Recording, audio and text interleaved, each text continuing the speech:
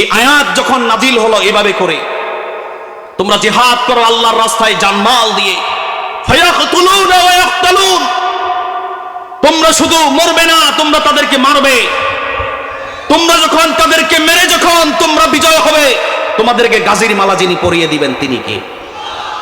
আর যখন তোমরা মরে যাবা, তোমাদেরকে শহীদ হিসাবে কবুল করে নেবেন কে?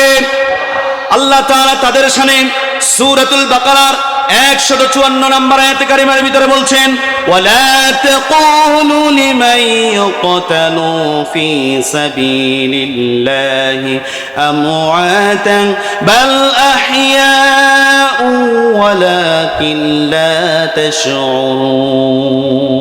সুবহানাল্লাহ।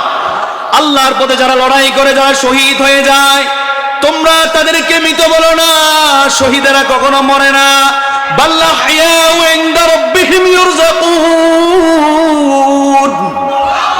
তাদেরকে কবরের ভিতরে রিজিক দেন কে?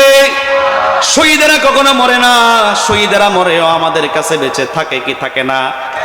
শহীদেরা মরে না কো বাঁচে চিরদিন, শেষ হবে না তো কবু তাদের ঋণ। কথা বলেন ঠিক কিনা?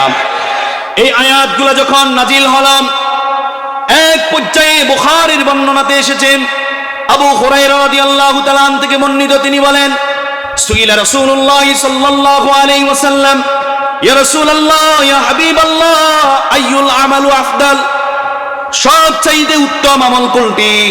রাসূল করিম সাল্লাল্লাহু আলাইহি ওয়াসাল্লাম বললেন, তুমিনুনা বিল্লাহি ওয়া রাসূলিহি, তোমরা আল্লাহ এবং তার রাসূলের উপর ঈমান আনো। সুবহানাল্লাহ।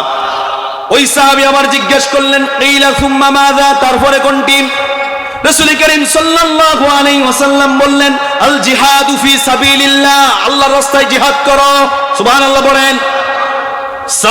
ওই সাহাবী বলছেন, এরপরে আমি জিজ্ঞেস করলাম, কিলা সুম্মা মাযা ইয়া রাসূলুল্লাহ, তারপরে কোনটি ইয়া রাসূলুল্লাহ? নবীজি বললেন, হজ্জুম মাবরুর, কবুল হজ। সুবহানাল্লাহ। কয়টা জিনিস? এক নম্বরে বললেন উত্তম আমল হলো, উত্তম কাজ হলো আল্লাহ এবং তার রাসূলের উপর ঈমান আনা। ওই রাসূলের উপর ঈমান আনা, আল্লাহর উপর ঈমান আনার পরে দ্বিতীয় নম্বর কাজ হলো আল জিহাদু ফি সাবিলিল্লাহ, আল্লাহর রাস্তায় জিহাদ করা। সুবহানাল্লাহ। তিন নম্বরে রাসূল করিম সাল্লাল্লাহু আলাইহি ওয়াসাল্লাম ওই সাহাবীর জবাবে বললেন, হজ করো, কবুল হজ। এই তিনটা জিনিস আমলের দিক দিয়ে সবচাইতে উত্তম। সুবহানাল্লাহ। এই হাদিসের 2 নম্বর পয়েন্টের ভিতরে জিহাদের কথা আছে না নাই? উত্তম আমল হলো জিহাদ। এটা শোনার পরে অন্ধ সাহাবীও জিহাদের ময়দানে যাওয়ার জন্য রাসূল করিম সাল্লাল্লাহু আলাইহি ওয়াসাল্লামের কাছে চলে আসলেন। সুবহানাল্লাহ। পড়েন, কে হাবশী, কে কৃতদাস, কার পা আছে, কার হাত নাই, সবাই এসে রাসূলুল্লাহ সাল্লাল্লাহু আলাইহি ওয়াসাল্লামের কাছে বললেন, ইয়া রাসূলুল্লাহ, ইয়া হাবিবাল্লাহ, আমি জিহাদের ময়দানে যেতে চাই। সুবহানাল্লাহ পড়বেন না?